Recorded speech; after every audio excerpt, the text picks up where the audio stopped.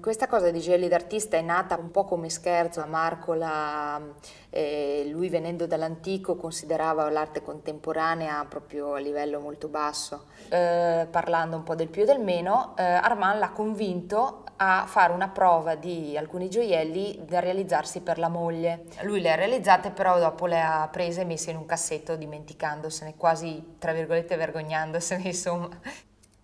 La maggior parte degli artisti con cui abbiamo realizzato i gioielli era la prima volta che affrontavano questo tipo di espressione. All'inizio sicuramente hanno avuto un po' di timore, poi però devo dire che appunto si sono molto appassionati, si sono molto divertiti. Per la realizzazione di questi pezzi bisogna entrare proprio nella testa dell'artista.